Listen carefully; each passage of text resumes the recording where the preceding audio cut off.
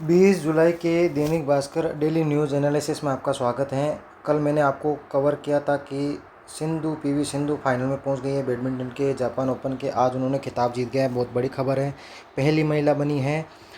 तो पहली चीज़ आपको याद रखनी है कि ये जापान ओपन टोक्यो में खेला जा रहा था। दूसरी चीज़ है कि पीवी सिंधु बैडमिंटन में ऐसा करने वाली पहली महिला बन गई है।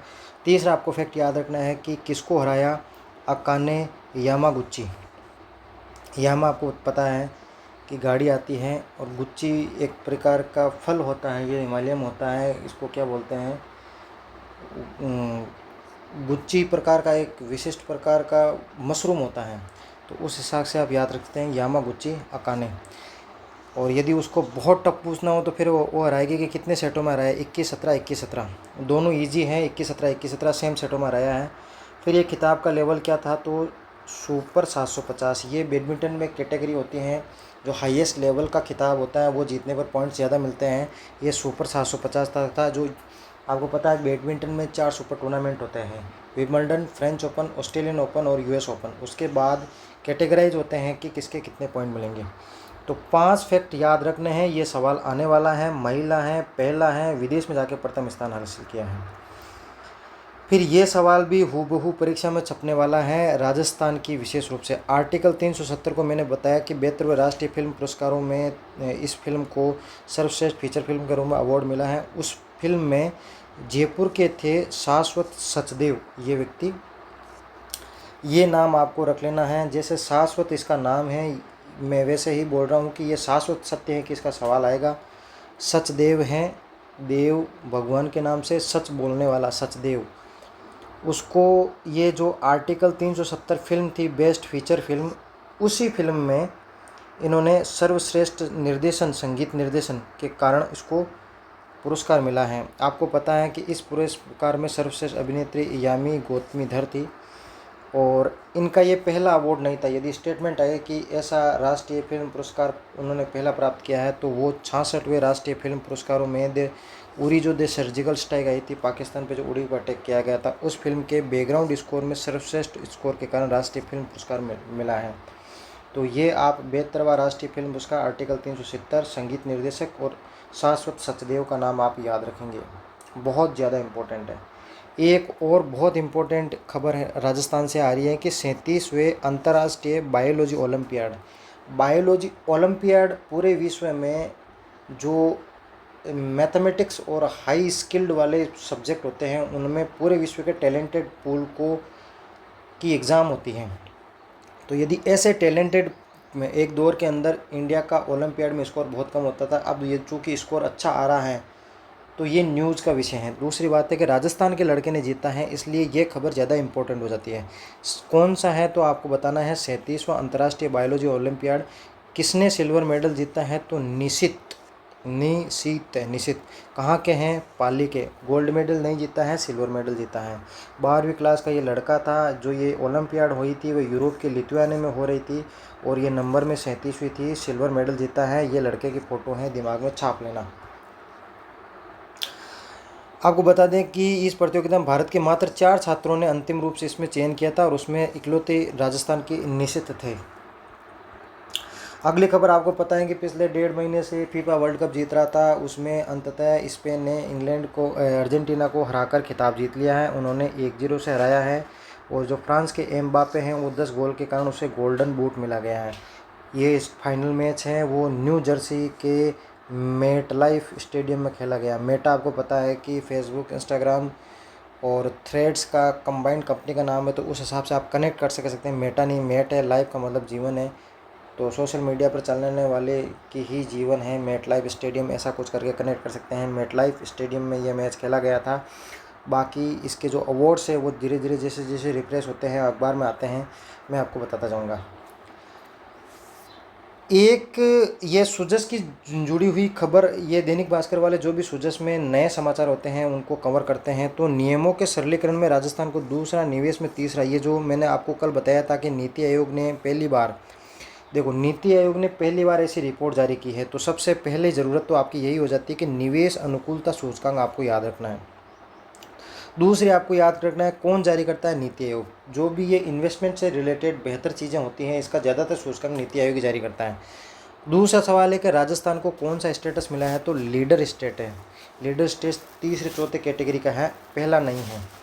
दूसरी चीज़, उसके बाद जो सब कैटेगरीज होती है 8, उसमें 8 पैरामीटर्स होते हैं। अच्छा ठीक है, सरकार की नीतियाँ बेहतर हैं, संसाधन अनुकूल हैं, सरकार ओपन कितना है, फाइनेंस कितना है, उस हिसाब से 8 पैरामीटर्स हैं। उसमें 3 पैरामीटर्स में राजस्थान ने बेहतर स्कोर किया है, तो वो भी न्यूज़ में है और वो भी कवर कर सकते हैं। ऐसा क्या है कि एग्जामिनर पूछ सकता है कि भाई ये जो उद्योगों को मंजूरी देने की प्रक्रिया, उसमें राजस्थान का कौन सा स्थान है आया, क्योंकि उसमें अच्छा स्थान है लीडर स्टेट से, इसलिए आने की संभावना ज़्यादा रहती है। उद्योगों के लिए नियमों को मंजूरी देने की प्रक्रिया को दूसरा स्थान दिया गया। ये लगातार पहले जो ईज ऑफ डूइंग बिजनेस आता था उसमें एक प्रॉब्लम रहती थी कि इंडिया में जो नया उद्योग यदि रजिस्टर करना तो उसकी प्रक्रिया बहुत लेंदी है, बहुत सारे डिपार्टमेंट में कागज़ कार्रवाई बहुत टाइम लग जाता है। तो उसके बाद सरकारें बहुत फास्ट हो गई, फास्ट ट्रैक हो गई कि नहीं, हमें उद्योग चाहिए, रोज़गार चाहिए, इसलिए चीज़ों को फास्ट ट्रैक किया जाए। तो राजस्थान की वसुंधरा सरकार से ही ये काम बहुत तेज़ी से हो रहा था और अब उसके रिजल्ट आने लग गए हैं कि राजस्थान दूसरे स्थान पे आ गया है उद्योगों को नियमों को मंजूरी देने की। बहुत फास्ट ट्रैक हो गई है, बहुत सारी चीज़ें की तो सिंगल विंडो हो गई है, एक ही पोर्टल पे जाओ आप, सारा काम अपना आप हो जाएगा। निवेश प्रोत्साहन, आपको पता है कि राजस्थान सरकार अभी आ, ये प्रोग्राम भी किया था, इंटरनेशनल में शो भी किए थे। उस हिसाब से इन्वेस्टमेंट प्रोत्साहन के लिए राजस्थान को तीसरा स्थान मिला है। तो आपको याद रखना है कि नियमों को मंजूरी देने की प्रक्रिया में दूसरा और निवेश प्रोत्साहन में तीसरा और संसाधन उपलब्धता के मामले में राजस्थान को 5वां स्थान मिला है। दूसरा, तीसरा और 5वां, पहला प्रक्रिया नियमों की प्रक्रिया मंजूरी दूसरा और निवेश प्रोत्साहन तीसरा और संसाधन में 5वां। और इंडेक्स का नाम है निवेश अनुकूलता सूचकांक, जिसमें राजस्थान को लीडर स्टेटस मिला है। और उसके बाद ये राजस्थान सरकार ने कहा कि हमने अच्छा स्कोर किया है, इसके लिए हमारी जो नीतियाँ हैं वो जिम्मेदार हैं। फिर ये स्टेटमेंट आजकल फैक्ट टाइप के भी आते हैं कि 18 विभागों की पोर्टल पर 190 सेवाएं उपलब्ध है एक ही पोर्टल पर। फिर इस सरकार ने जो 30 नीतियाँ उसको गया MSME नीति दी, निर्यात को प्रोत्साहन करने के लिए नीति लाई गई। टेक्सटाइल और अपैरल में राजस्थान को अपलिफ्ट, ट्रेडिशनल हैंडीक्राफ्ट और ये जो प्रिंटिंग डाइंग टाई टेक्निक है उसको ठीक करने के लिए, लॉजिस्टिक ठीक करने के लिए, लॉजिस्टिक मतलब होता है कि सामान इधर से उधर ले जाना। स्वच्छ ऊर्जा में आपको पता है राजस्थान आगे ही है, इससे संबंधित नीति लाई गई। डेटा सेंटर बनाया गया, ग्लोबल कैपेबिलिटी सेंटर बनाया गया। सेमीकंडक्टर के लिए पहली बार प्रयास किया गया। एरोस्पेस एंड डिफेंस पॉलिसी भी राजस्थान में पहली बार लाई गई। ये जो राज्य राजस्थान में, इसमें 35,000 करोड़ के MOU होंगे छात्र। फिर ये एक बार RS में सवाल आया कि ईज ऑफ डूइंग बिजनेस के 10 नंबर का सवाल है कि सारे 10 पैरामीटर गिनाइए। तो जब ये चूँकि इन्वेस्टमेंट फ्रेंडलीनेस इंडेक्स आया नीति आयोग का, तो उसमें आपको ये 8 पैरामीटर्स याद होना चाहिए। तो सवाल आ चुका है और चूँकि आ चुका है और न्यूज़ में है तो आपको ध्यान रखना चाहिए। इसके 8 पिलर्स है, 24 सूचकांक है। जैसे SDG इंडेक्स होता है उसमें 17 लक्ष्य है, 169 एसोसिएट टारगेट है, उसी प्रकार से 84 एसोसिएट है। दोनों इंट्रोडक्शन आप लिखेंगे कि 8 स्तंभ और 84 है। 8 स्तंभ कौन से हैं? सबसे ज़्यादा भारांक दिया गया है फंड इंफ्रास्ट्रक्चर को। आपका बंदरगाह कैसा है, आपका परिवहन कैसा है, आपका औद्योगिक भूमि कैसी उपलब्ध है कि नहीं है। तो इंफ्रास्ट्रक्चर को सबसे ज़्यादा पैरामीटर दिए गए हैं 25। कारोबारी माहौल कितना, बिजनेस क्लाइमेट कैसा है, मतलब शुरू करने के लिए कितनी ईजिंग है, निजी संपत्ति मिल रही है कि नहीं मिल रही है, बाजार का आकार कितना है, उसका आपको दिया गया है 20%। तो इंफ्रास्ट्रक्चर, कारोबारी माहौल और उसके बाद है कि आपके संसाधन कितने हैं, कुशल श्रमिक है कि नहीं है, भूमि है कि नहीं है, कोई चीज़ मुझे हमें यदि आयरन और बनाना है तो उसके लिए आयरन का है कि नहीं है, लोहा है कि नहीं है, उससे संबंधित। तो संसाधन को दिया गया है 15%। बुनियादी ढांचा, बिजनेस माहौल, संसाधन और उसके बाद रेगुलेटरी कि भाई आप कितनी आसानी से उद्योगों को लगाने के लिए भूमि वगैरह दे रहे हैं और अनुमति दे रहे हैं, तो उसके लिए दिए गए हैं 12% भारांक। सरकारी नीति, मतलब ये जो सरकार कह रही है कि हम लोग नीति लेके आए हैं, बिजनेस को ईजिंग दे रहे हैं, तो उससे संबंधित सरकारी पॉलिसी को दिया गया है 10% भारांक। फाइनेंशियल हेल्प, मतलब सरकार कर्जे में तो नहीं है, सरकार कोई नई चीज़ के लिए यदि वो कॉस्टली पड़ रही है तो उसको उद्योग के लिए सपोर्ट दे रही कि नहीं रही, तो फाइनेंशियल हेल्थ को दिया गया 7%। इंस्टीट्यूशनल एनवायरनमेंट कितना है कि इंस्टीट्यूशन ब्राइब ले रहा है फिर आसानी से कर दे रहा है, उसको दिया गया 6%। एनवायरनमेंट रेजिलेंस, कितनी लंबे तरीके से एनवायरनमेंट बिजनेस के लिए ठीक किया जा रहा है, उसके लिए एनवायरनमेंट रेजिलेंस। एक बार फिर से देख लेते हैं। सबसे ज़्यादा भारांक दिया गया है इंफ्रास्ट्रक्चर को, उसके बाद बिजनेस माहौल को, उसके बाद संसाधन को, रेगुलेटरी ईजिंग को, 5वां सरकारी पॉलिसी को, फाइनेंशियल हेल्थ को, इंस्टीट्यूशनल एनवायरनमेंट को और पर्यावरणीय लचीलापन को। एक RS मेंस के लिए आ सकता है कि केरल में ग्रीन बिल्डिंग का जो ट्रेंड है, ये जो एनवायरनमेंट से लड़ने के लिए जो शहर है उसको जो अर्बन हीट के सेंटर बनते जा रहे हैं उनका समाधान के लिए इस प्रकार की बिल्डिंग्स होती हैं। तो ये आप कह सकते हैं कि केरल का एक मॉडल आपको यूज़ करना चाहिए। बिल्डिंग भी हो गई, इस पास में पौधे भी लग गए फलदार, तो फल भी खा सकते हैं आप तोड़ के।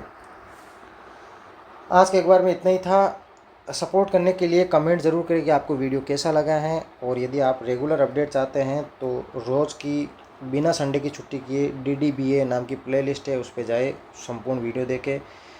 और मैं आपको गारंटी देता हूं कि 95% सवाल अखबारों से आते हैं, उन अखबारों से एक भी खबर आपकी चूके नहीं। आपकी करंट अफेयर का स्थायी समाधान मैंने कर दिया है। धन्यवाद।